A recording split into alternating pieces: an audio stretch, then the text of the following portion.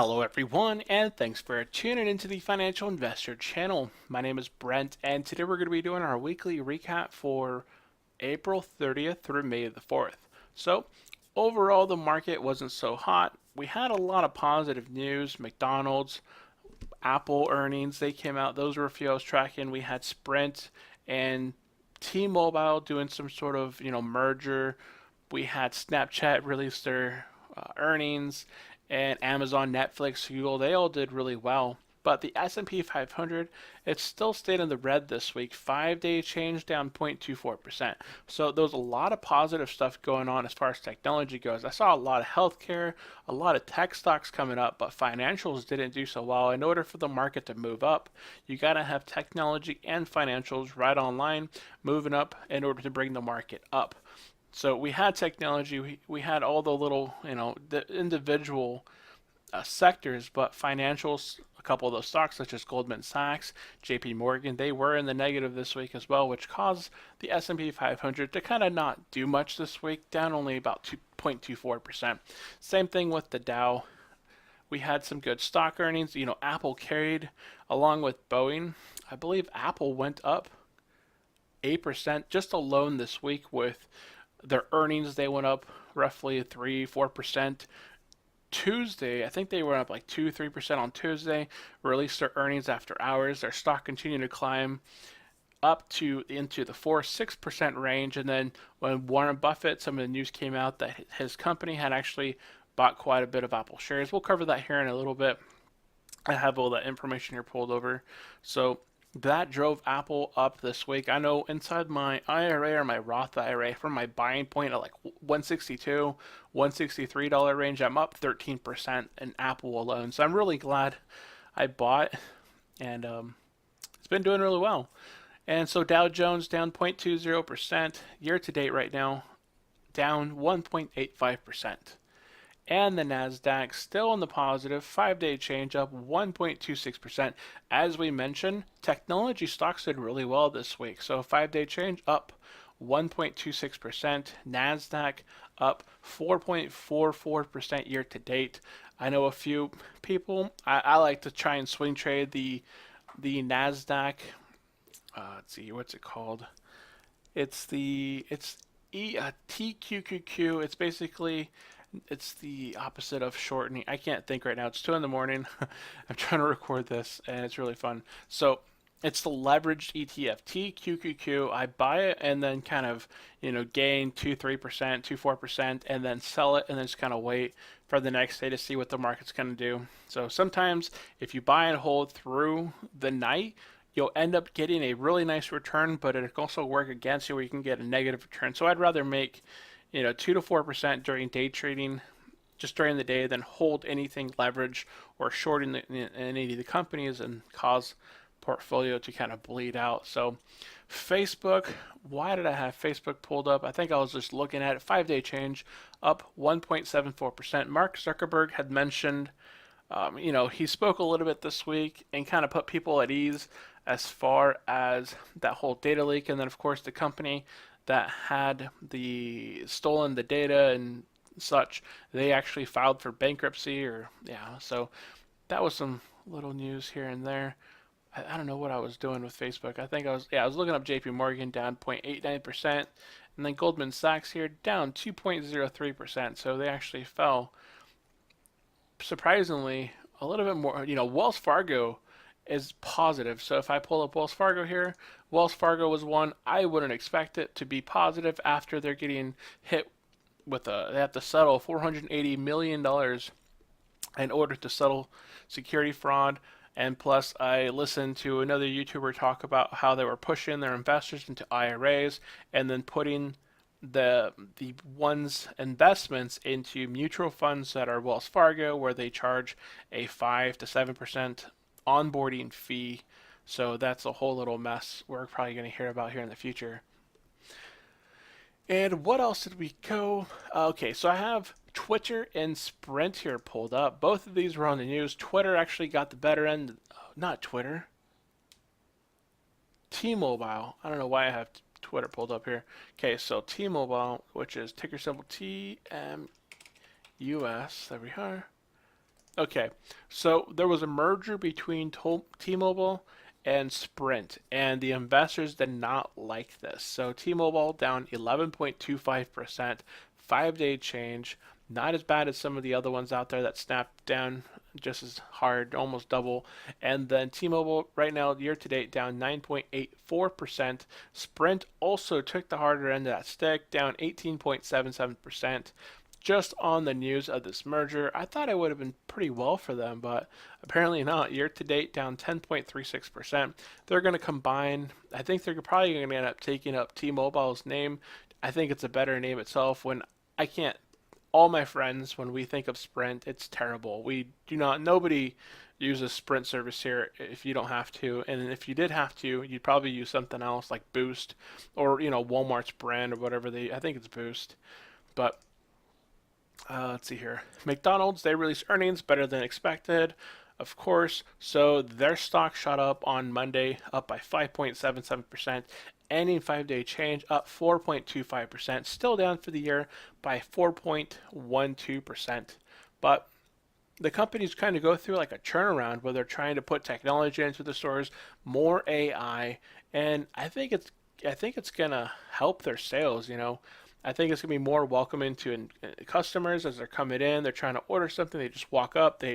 Everyone's handy with an iPad these days or their smartphone. So just hit in the ingredients. You wait a little bit, and there goes your burger. You don't have to mess with anybody ordering at the stand and getting your stuff wrong because you're the one that's going to be selecting it. So I think that's going to work out for McDonald's in the long term. Once they roll it out, it may be expensive to get it onboarded, but then over the long run, as you're not having to pay those employees, salary, benefits, and such, that'll eventually kind of balance itself out.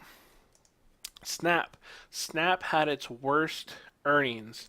So actually, I don't know if I pulled up the article on it, but they were just bleeding out. So I have it here in my notes. So Snapchat stumbled into quarter one 2018 earnings reporting, a rocky redesign, and they had a lot of very high profile, such as Kylie Jenner's, I think is her name. She was posting on Snapchat when this whole change came out, saying that she stopped using that platform as much. It's kind of really old.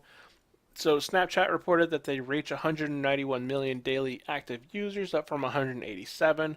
So the growth rate was still very low, only 2.13%, its lowest ever compared to its 5% over the last quarter in quarter four. So 2.9% in quarter three, and it pulled $230.7 million in revenue, but it lost. Where did it lose? Let's see here. It says, I thought I saw where it lost. It lost somewhere in the billions, like several $billion. I don't have it in my notes. I just have some notes here that originally when Snapchat did come out back in 2013, it was designed. It actually had a bid offer from Facebook for $3 billion acquisition offer from Facebook, but they later turned it down. And then Google also offered another $30 billion for Snapchat as well, but Snapchat continued to turn it down, and then Facebook began copying some of Snapchat's features on Instagram, and you know how that's working out. Everyone's moving over to Instagram now. Jeremy, he talks about over on the Financial Education channel, he talks about not using Snapchat as much and moving over to Instagram, and I know a lot of other the investors and YouTubers over there, they have moved over to Instagram. So not so much more rambling.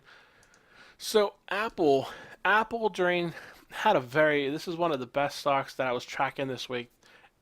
Went up 13.25%. So when I did if you watch my video from Friday where I talked about my portfolio change for the month of April, everything was in the negative, I believe. I think everything was in the negative. At the end of April when I took my number, I think it was like 165 something on closing on the 30th of April, and that's what I did my estimates off. So my Roth IRA, my CMA, my individual account, my IRA were all in the negative by about a little bit. I think my IRA was positive by like 1%, but everything else was down like 1 or 2%.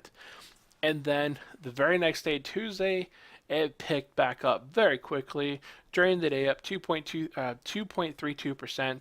Then they released their earnings. Their iPhone sales were up for the year over year. Their earnings per share was up, I think, like 15-20% year over year. That caused their stock to jump up more than 4% in after hours, giving them around a 6% gain, during the day into the after hours, and then continued on Wednesday and Thursday in the positive.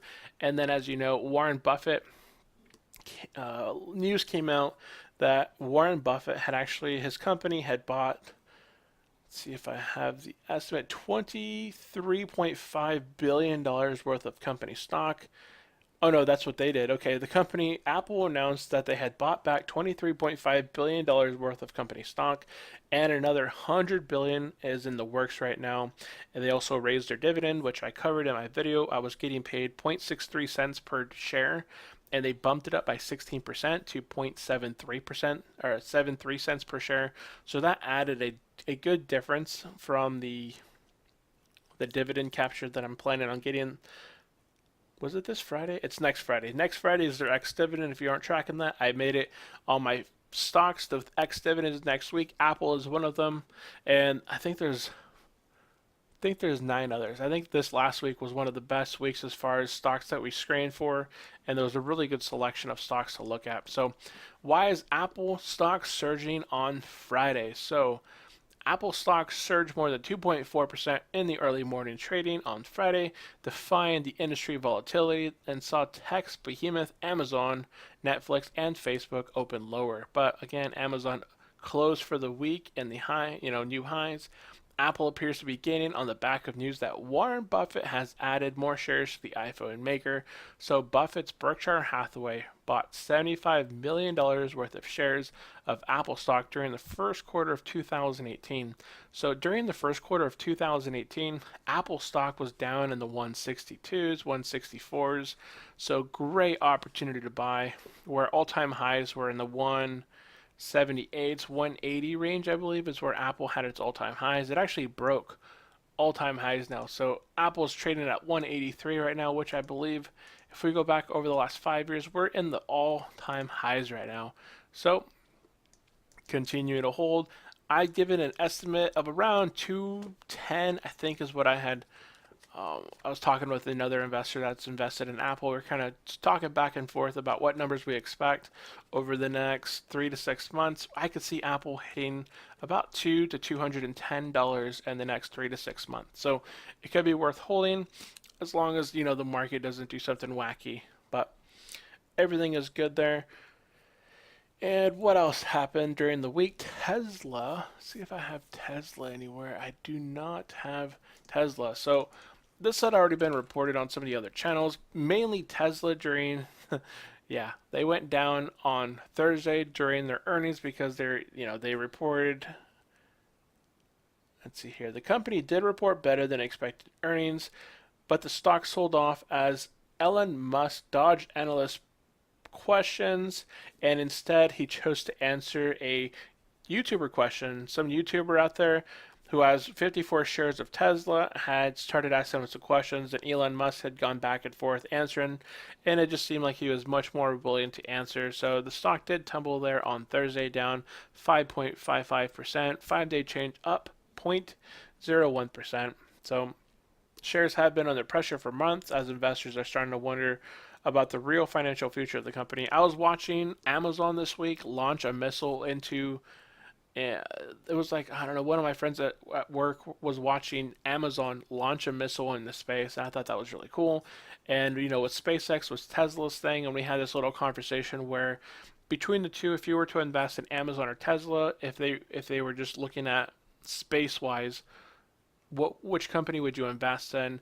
And I say I would more invest in Amazon because it seems like Jeff Bezos is more, he has his head on his shoulder. He's more willing to commit to his single company of Amazon and what their end goal is. Like, he always seems like whatever he focuses on, it does really well. Whereas Elon Musk, he has He has a couple different companies. He sells his flamethrowers. He has the hats. He has his Tesla. He has solar panels, his tiles and stuff. It's just mixed and matched everywhere and kind of sporadic. He has really great ideas, but it's so everywhere that it's hard to have him focus on one specific thing and just get it done and out. So that's kind of my opinion there. And Amazon up 0.53% year to date. Look at Amazon, it's continuing to hit all-time highs. Netflix up 2.67% year to date, up 66.75, and Google up 1.76% year to date, up 0.17%. So really good there. Let's see if I'm got logged out of Merrill Edge. I did not. So let's go ahead and end it over here on Merrill Edge as far as what the markets did this week. ADP, that was one I was holding for quite a while, upgraded. Let's see how they did. Day change. Oh, they did really well this week. Okay. So, let's see here. Up at the top, we got our weekly update. Let's take a look what I missed. So, equities on the rise. I'm pretty sure the Fed chairman talked on Wednesday. I wasn't tracking that. Wall Street bounced a bit on Tuesday, led by technology shares, which rallied ahead of Apple's quarterly earnings. And then, of course, they actually released really good, better than expected, which helped raise. And, going forward, they're expected to do really well. Repurchase $100 billion, raise its dividend by 16%. Continue to rally. Okay, so here, the Fed's latest policy directive was released on Wednesday afternoon, but contained a few surprises. Fed officially, unanimously, decided to leave the federal fund target range unchanged at 1.5% to 1.7% as expected. In addition, officials laid the groundwork for a rate hike in June meeting and left the door open for another one or two hikes before the end of the year. So June is when we'll have to look out for a hike that generally drops the market just during the day when the Fed chairman starts to discuss rate hikes, and then once he gets implemented, that's when the markets take a little bit of a toll. So up until June, I don't think we'll have too much volatility unless something goes crazy. But I think for the most part there, I think we're going to be pretty good. Equity, so unemployment reported back lower than expected. So numbers actually decreased. So actual was 164,000, whereas expected was 190,000. You want a lower number because that means there's lower people that are unemployed and going in for unemployment benefits. So all is well there as well. And again, Apple there with Berkshire Hathaway buying $75 million of Apple, which helps my stocks out very nicely. And here we are. So technology sector is closed, the top of the sector standing. So healthcare down 3%, telecom down 4.6%, consumer down 2%.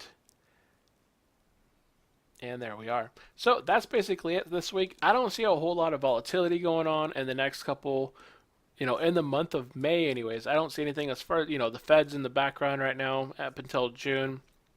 So earnings are pretty much behind us as far as the big wigs, Apple, Google, Facebook, Netflix, all of those big wigs. Seems like they've all done better than expected, and that's good for the market because all those factors are already factored into the market. So if any one of the the main ones like Apple, people sold off on Apple when that one the semiconductor stock announced saying that one of their companies, the driving force, the sales were down. That caused Apple to fall down into the 176, 160s. And I made a couple purchases in there. That was great. So that sort of news is great. That's why you got to buy it and just hold and go up. So that's it for this week. Hopefully you guys did enjoy this weekly recap. If there's anything that I missed that you'd like to let me know, go ahead and let me know in the comment section below. I always read all your guys' comments. I always reply back to your guys' comments. So let me know in the comment section below. If you have any questions, I already covered that. If you're brand new to my channel, go ahead and hit the subscribe button. Remember to like the video if you did like the video. As a friendly disclaimer, I am not a financial advisor or a tax professional. The information provided is my opinion for entertainment and fun. And I'm not a financial advisor. I'm just a financial investor. So that's it, you guys. Thank you guys for tuning in. I will see you next time. Have a great day. Bye.